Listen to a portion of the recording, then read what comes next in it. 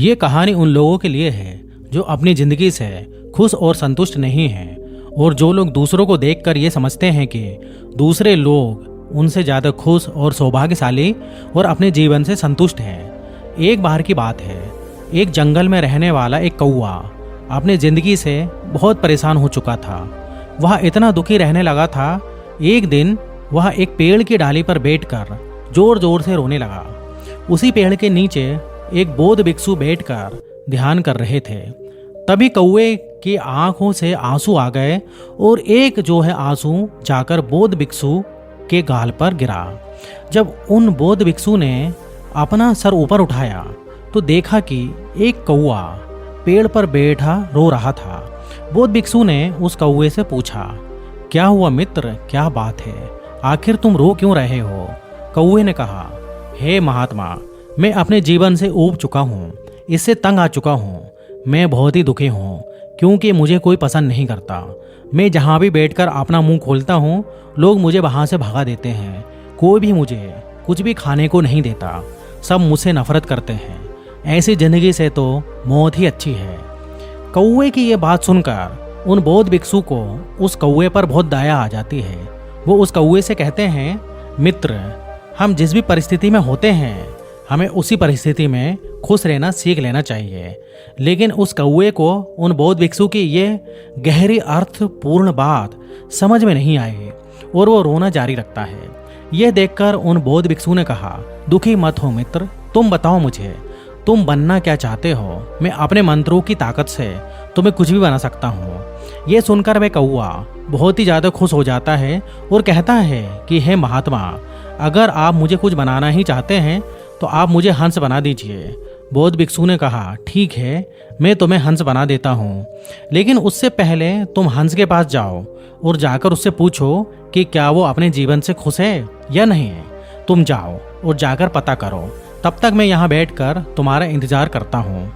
कौवा खुशी खुशी हंस से मिलने के लिए उड़ जाता है। जंगल के एक तालाब में एक हंस जो है तैरता हुआ दिखाई दिया। वो उस हंस के पास जाता है और कहता है, तुम देखने में कितने सुंदर हो, तुम्हारी ये दूध जैसी सफेदी तुम्हारी तरफ जो है सबको आकर्षित करती है। हर कोई तुमसे प्यार करता है। निश्चित ही तुम इस दुनिया के सबसे खुश नसीब पक्षी हो। यह सुनकर हंस बड़े ही दुखी मन से उस कौवे से कहता है, नहीं मेरे दोस्त, मैं अपनी जिंदगी से खुश नहीं हूँ। इस दुनिया में इतने सुंदर सुंदर रंग हैं, लेकिन मेरे पास कोई भी रंग नहीं है। सफ़ेद कोई रंग नहीं होता। मुझे लगता है कि तोता इस दुनिया का सबसे ज़्यादा खुशहाल पक्षी है, क्योंकि उसके शरीर पर इतने सारे रंग हैं। यह सुनकर वह कौवा वहाँ से उड़ जाता है और तोते के पास पहुँच जाता है। वहाँ पहुँचकर वो तोते से कहता है, ओ तोते, तुम कितने रंगीन हो, कितने सुंदर हो। निश्चित रूप से तुम इस दुनिया के सबसे खुश नसीब पक्षी हो। ये सुनकर वह तोता भी दुखी मन से कहता है, नहीं मेरे दोस्त, मैं अपनी ज़िंदगी से खुश नहीं हूँ। तुम्हें तो पता ही होगा कि लोग हम तोते को पिंजरे में बंद करके रखते हैं। मैं हमेशा इसी बात से डरा रहता हूँ कि कहीं कोई मुझे पकड़कर पिंजरे में बंद ना कर दे।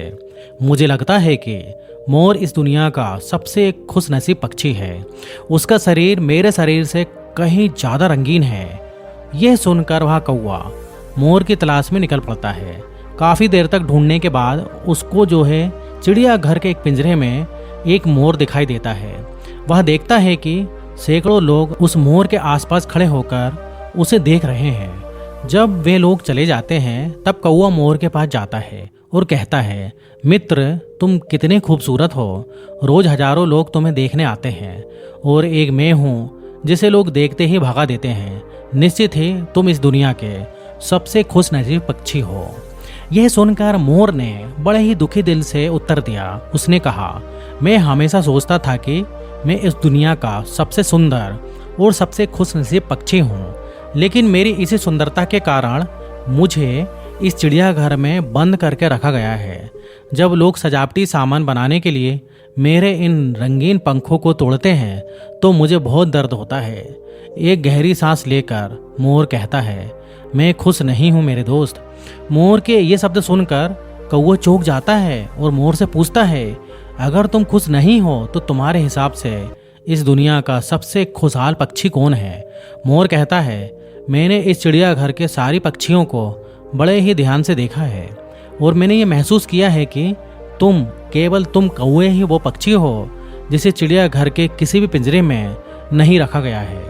लोग ना ही तुम्हें पकड़कर पिंजरे में रखते हैं और ना ही जाल में फंसाकर तुम्हें मारकर खाते हैं। तो पिछले कुछ दिनों से मैं ये सोच रहा था कि काश मैं कौवा होता तो मैं अपनी मर्जी से हर जगह घूम पाता, मैं आज़ाद होता।